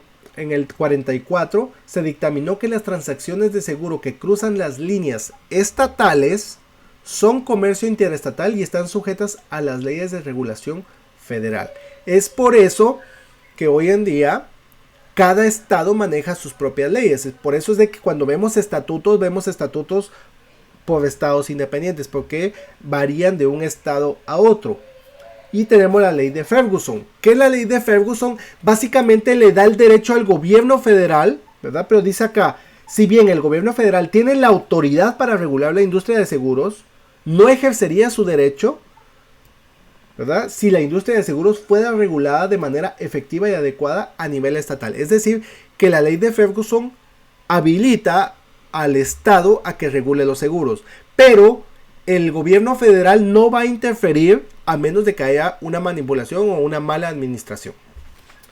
Luego vemos acá, esta es pregunta de examen, lo van a encontrar en repetidas ocasiones, ¿verdad? La ley de informe crediticio, que tiene que ver con la moral, la ética y todo esto, que es específicamente con el tema de crédito, ¿verdad? Dice acá, proporciona a los individuos protección a la privacidad de informe de crédito justo y precisos. Las compañías de seguro deben notificar a los solicitantes y se realizará una verificación de crédito. Es por eso, por esta ley, que cuando alguien va a verificar su crédito, ustedes deben de autorizar.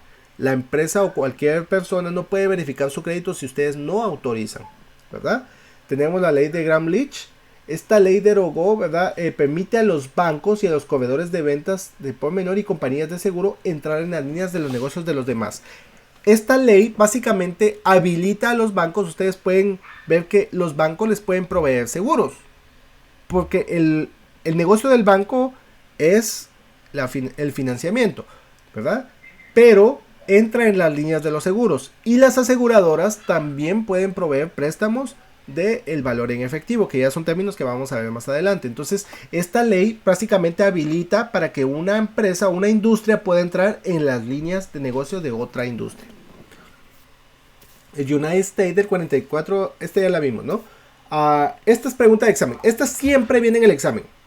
Ojo con esta, ¿sí? Esta no puede estar mala y pues ya sé que todos se la saben, ¿verdad? La Ley Patriota de Estados Unidos, que fue promulgada en el 2001 a raíz del tema de las Torres Gemelas, que tiene que ver con actos de terrorismo y lavado de dinero. Entonces tiene que ver con acto criminal y todo lo relacionado, ¿no?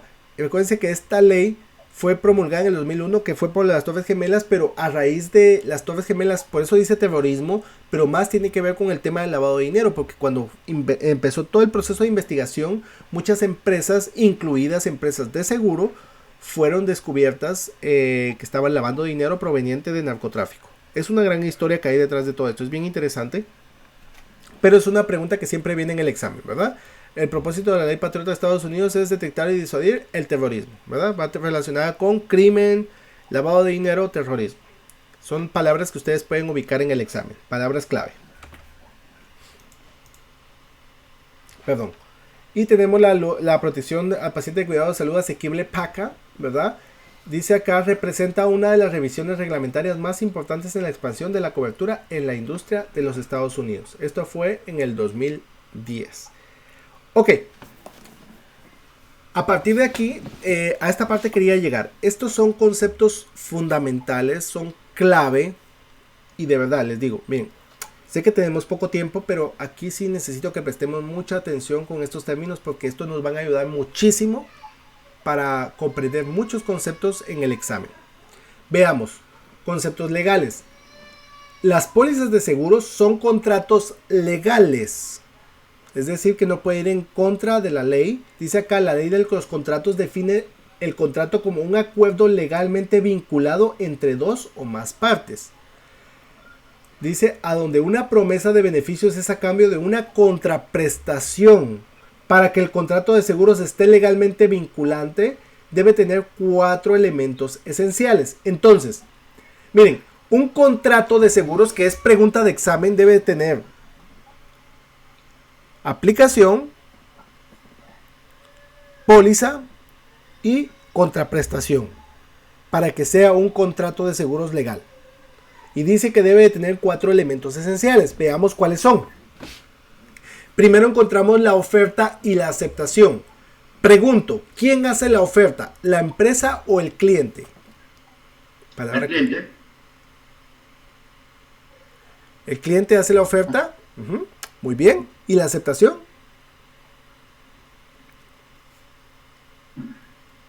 ¿O sería al revés? El que hace la oferta es la empresa. Ok. El que hace la solicitud es el cliente.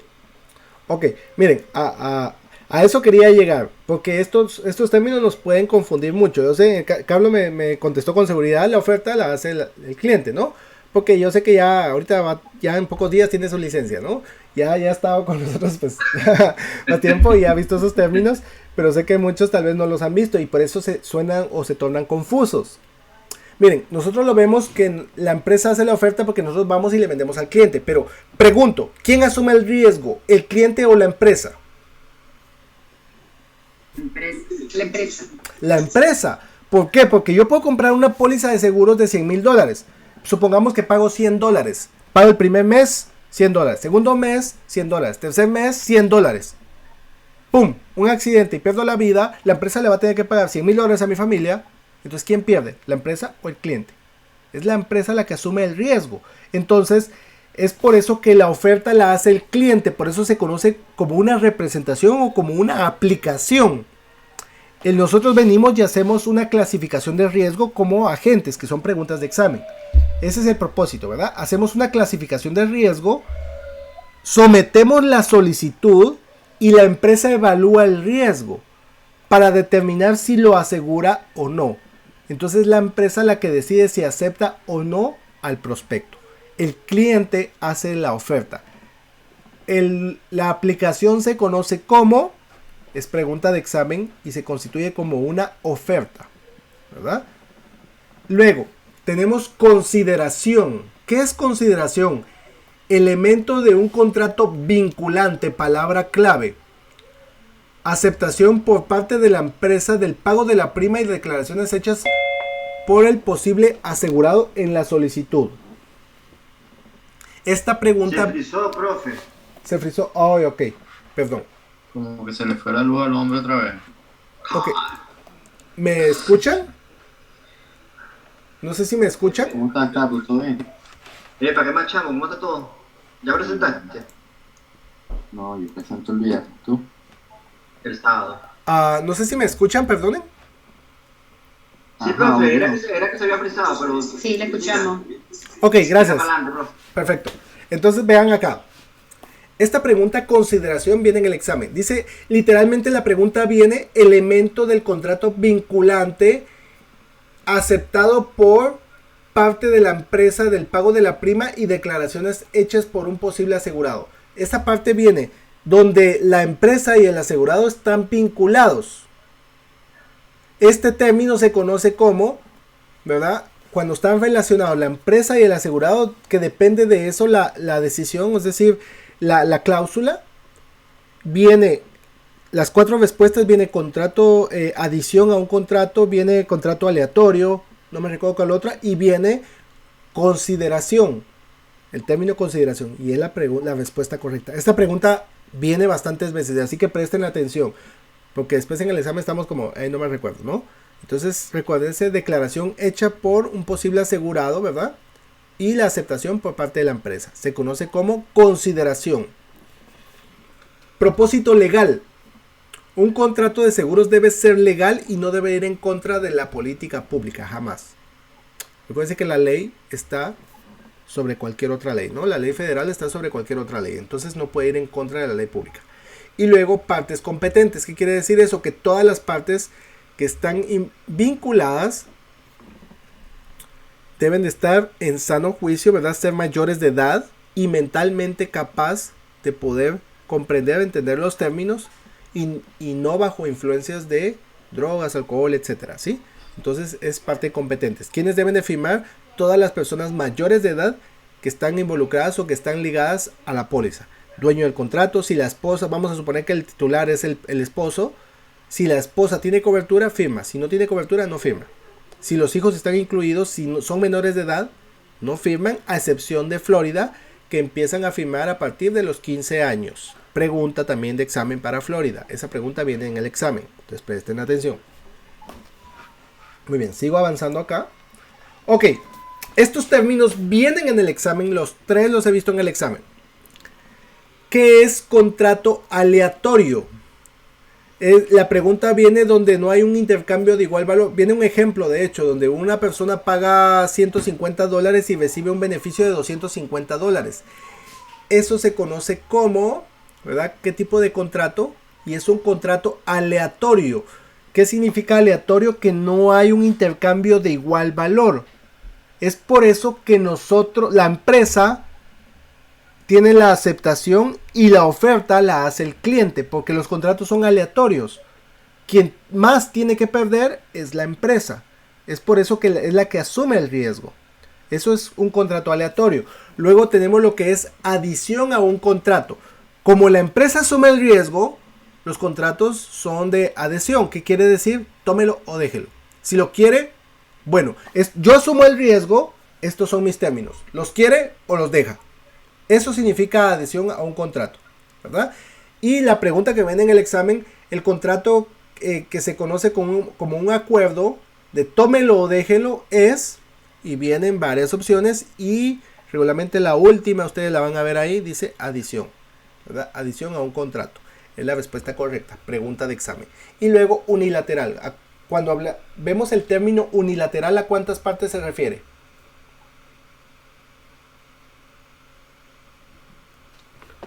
Una sola. Una sola, unilateral. Es singular, uno. ¿Qué quiere decir? Es pregunta también de examen, ¿verdad? Un contrato unilateral, ¿qué parte está legalmente comprometida a cumplirlo? Y viene ahí el asegurado, el dueño de la póliza, la aseguradora y vienen otros, ¿no? Y en este caso, recuérdense que Asegurador. solo la empresa está legalmente comprometida a cumplirlo.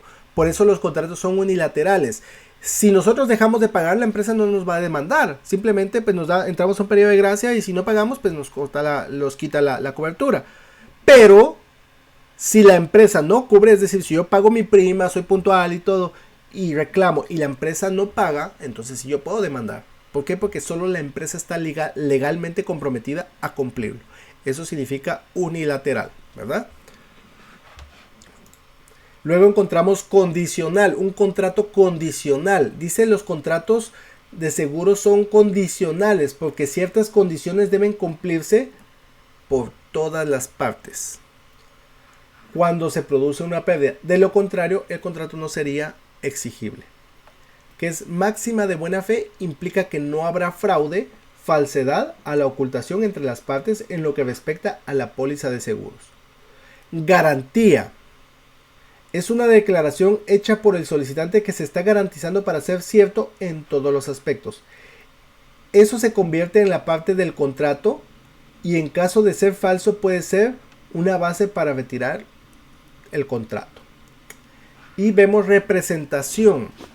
Recuérdense, los contratos son representaciones. Perdón que lo interrumpa, Dígame. consultita. Ahí en la parte de garantía, en algún momento yo he leído que la garantía la ofrece la compañía, porque está obligada,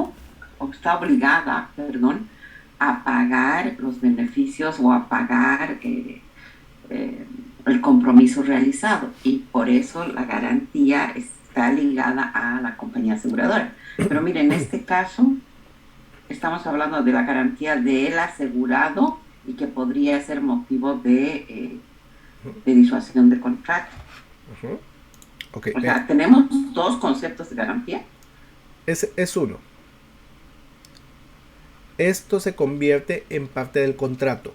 Vean acá. Siempre les he mencionado, ¿verdad? Normalmente las preguntas que ustedes van a encontrar en el examen, para simplificarlo, se los pongo así, ¿verdad? Cuando ustedes ven el término garantía, normalmente se sobreentiende que va referente a la póliza o al contrato. Ya cuando está bajo la ley, ¿sí? Por eso se garantiza, ¿verdad? Pero cuando se refiere a la aplicación, recuérdense que la aplicación es lo primero que se hace y todavía no existe un contrato legal. No sé si me explico. La representación es una aplicación, ¿verdad? Es donde la empresa la empresa no conoce al cliente. Venga, les voy a mostrar aquí. Esta.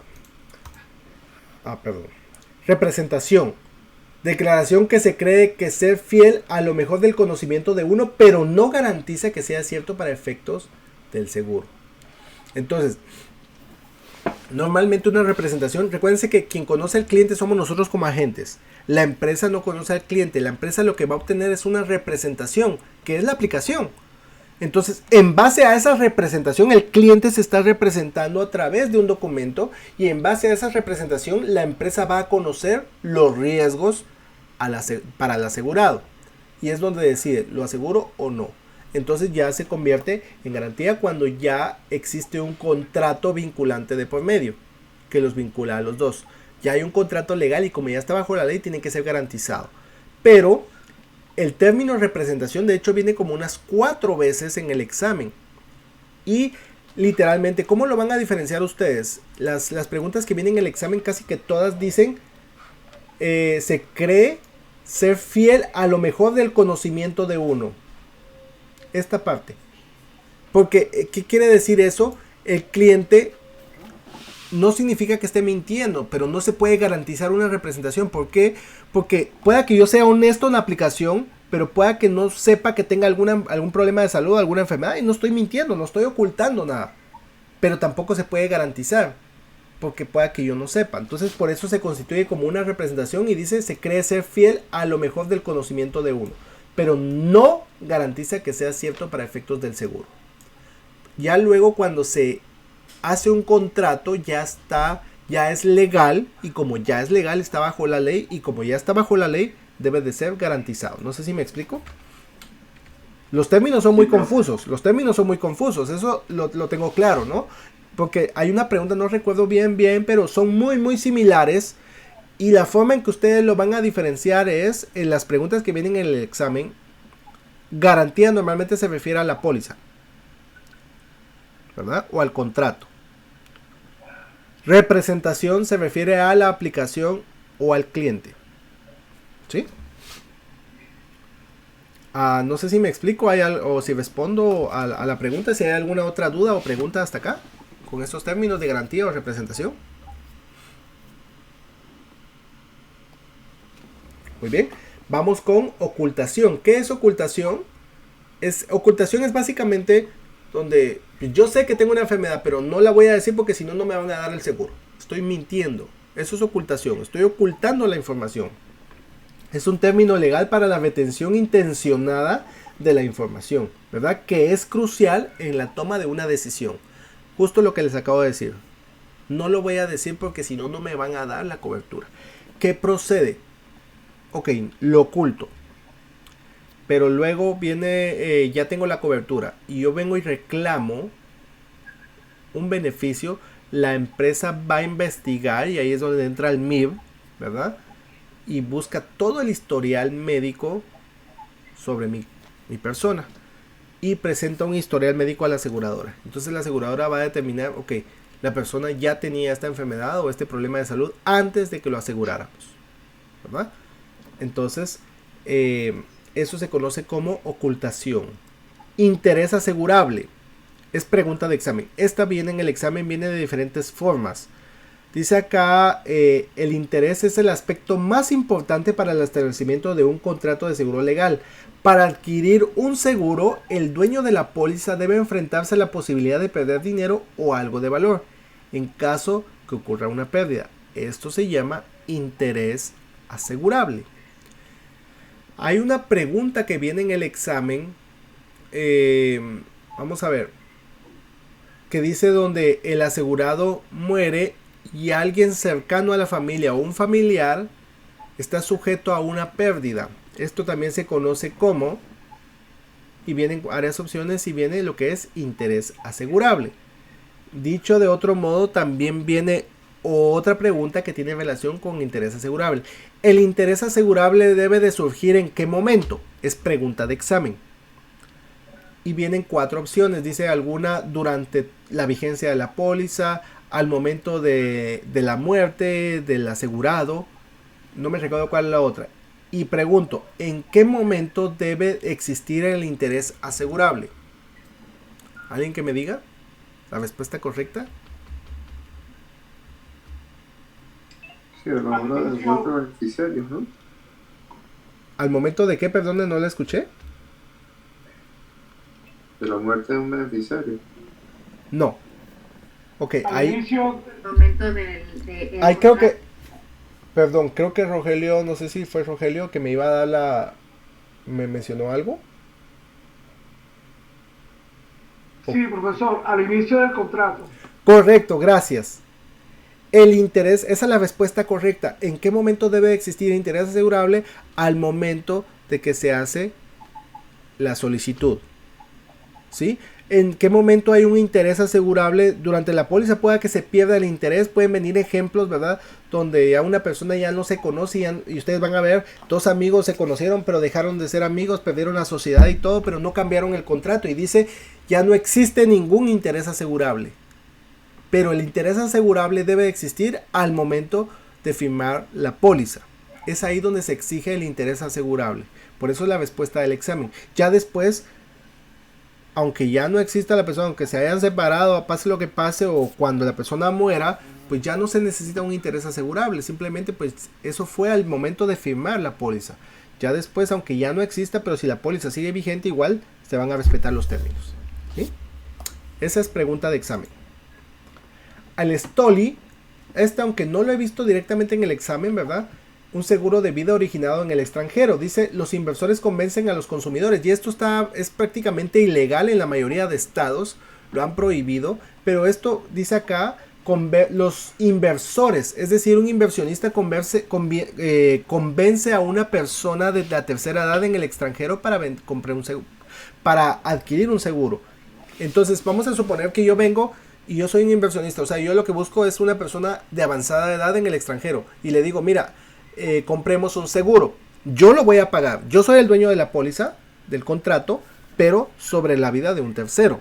Entonces busco a una persona mayor y como la persona mayor ya es un riesgo alto, entonces para mí es una inversión porque al día que él muera, entonces yo hago una negociación, yo estoy pagando, pero yo digo, ok, si algo te pasa, yo le doy un porcentaje del beneficio del seguro a tu familia.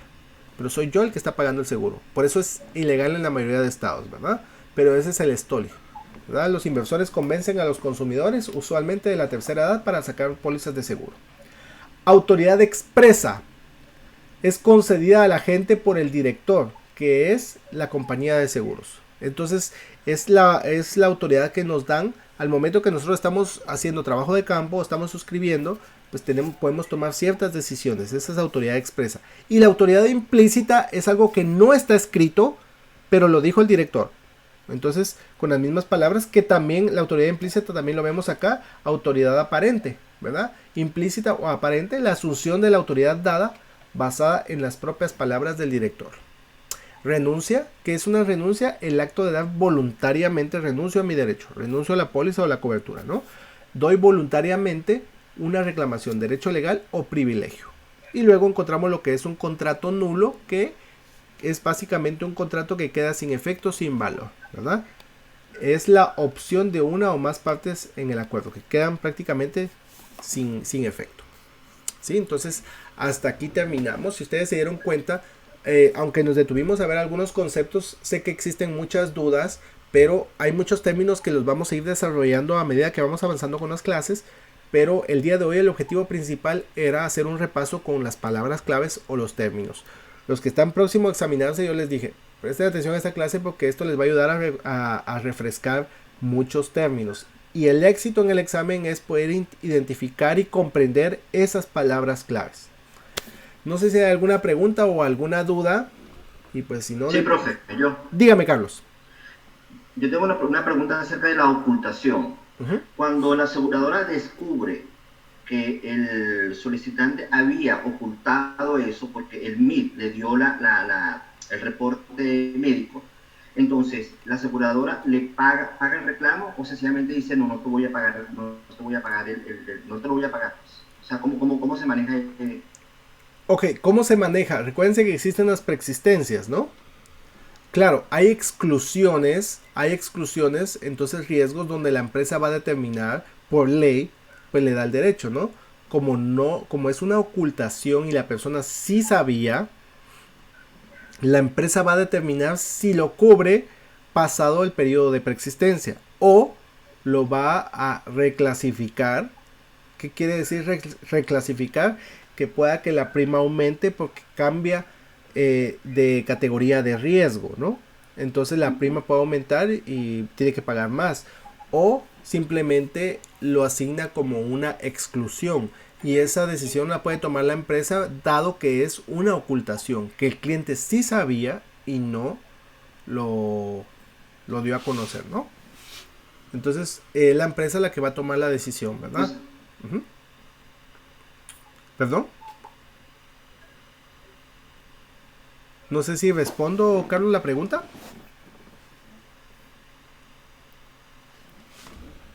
Bueno, lo que pasa es que también se frizó, sí, pero sí le entendía. La empresa en todo caso lo puede o reclasificar con un aumento de prima o sencillamente echar mano de la preexistencia o excluirlo, sencillamente decir, bueno, sí, te voy a pagar el reclamo, pero te excluyo esa condición o esa enfermedad que salió, ¿sí? De hecho, hay una pregunta que, ahorita que usted menciona eso, hay una pregunta que viene en el examen de una persona que ocultó un problema de la espalda, ¿verdad? Y que tiempo después la empresa se dio cuenta que la persona ya tenía ese problema, ya era una preexistencia. Entonces, la empresa no iba a cubrir esa preexistencia y esto entra en qué clasificación o en qué cláusula. Y vienen algunas cláusulas y dentro de todas viene la de cláusula ¿cómo es? Discapacidad, ¿sí? Es decir que es una exclusión y esa exclusión entra ¿en qué cláusula? En la cláusula de discapacidad, ¿verdad? En caso que la persona, pues como era un problema de espalda y la persona no lo dio a conocer porque era una ocultación, entonces la empresa lo asignó, ¿verdad? A la cláusula, a la exclusión dentro de las cláusulas de discapacidad. ¿Qué es la respuesta correcta? Gracias, ¿Sí? Con gusto. Sí, gracias, profe. Profesor, una pregunta. Dígame. Con respecto a ese mismo caso, lo que plantea Carlos, ¿hay también la posibilidad de que la cobertura sea modificada? Sí, eso se conoce como reclasificación, ¿verdad? Porque cambia de riesgo, entonces sí puede ser modificada y lo puede cubrir la empresa, pero va a tener un aumento en la prima. Por eso se conoce como una reclasificación. Sí, no sé si respondo a la pregunta. Sí, sí, perfecto, gracias, está clara. Profesor, va que tengo también otra pregunta. Yo también estoy con el examen ya prácticamente a la vuelta de las horas. Sí, esto me comentó. Ya se dio cuenta. Una pregunta que viene en el examen, no sé si se la redacto o se la paso más tarde por WhatsApp, no quiero complicar a los demás compañeros. Claro, si usted quiere pasármela con mucho gusto. Perdone que yo creo que debo algún par de preguntas que no he respondido, estaba un poquito full de trabajo, pero... Está bien, yo se la paso un momento, ¿ok? Claro, con gusto, me la puede enviar. ¿Sí? Profe, yo, rapidito, sobre soy piloto de avión, me mato en un avión comercial. Le debía esa. ¿Qué hago? Sí, eso se conoce como son actividades de alto riesgo y por lo tanto las aseguradoras lo consideran como una exclusión, sea una persona que trabaje como piloto o miembro de tripulación entra en las exclusiones, es decir que ellos tienen un seguro especial porque las aseguradoras normalmente no cubren ese tipo de riesgos, ¿verdad? También actos de guerra, todo esto entra dentro de las exclusiones, ¿verdad? Que no las cubre. Hay una serie, de hecho, vamos a ver qué capítulo es, no sé si es como el capítulo 11 o 12 donde ustedes van a encontrar las exclusiones. Y ahí usted va a ver cómo se mencionan todos estos temas, ¿verdad? Actos de aviación lo menciona específicamente como piloto aviador o tripulación. Actos de guerra. No me recuerdo cuáles otros mencionaba en las exclusiones, ¿sí? Pero eso entra específicamente como exclusión. Eso también aplica para los pasajeros. Perdón, Carlos, disculpa. Dale. No, disculpa tú, hermano, disculpa tú. No, rapidito. Pero si yo soy piloto y no estoy manipulando un avión, sino que voy como pasajero. Voy como pasajero, pero soy piloto. Ajá, o sea, si usted va como pasajero, por eso viene una pregunta en el examen, ¿verdad? Donde una persona tiene una póliza, un ADD, o de póliza accidental o desmembramiento, ¿verdad? Que es piloto aviador. Pero creo que sí menciona como que es piloto aviador y tiene una póliza ADD, ¿verdad? Pero él viaja a otro estado, no me recuerdo si así viene, ¿no? Pero la pregunta dice, él viaja a otro estado por un viaje de negocio, o sea, él iba como pasajero, aunque sea piloto, pero como va como pasajero, o sea, eso sí le cubre. Pero si él va como piloto o tripulante, no le cubre. Gracias, profe, gracias. Con gusto. No sé si respondo a la última pregunta que me iba a hacer, no sé si alguien más o Rogelio creo que me iba a hacer la otra pregunta o alguien más. Era en la onda de lo que decía Carlos, ¿qué pasa si la persona no es de la tripulación, no es piloto ni tripulante, sino un pasajero, cualquiera? Cualquier pasajero, ¿qué ocurre? Cualquier pasajero que vuele aquí en Texas o interestado, ¿existe ya por defecto una póliza que los ampare? Sí, de hecho, al momento que usted sube, así como ¿cómo se llama? Vimos hay alguien que me recuerde, se me fue el nombre, ¿verdad? Al principio, que es la cobertura que se me fue el término, ¿no?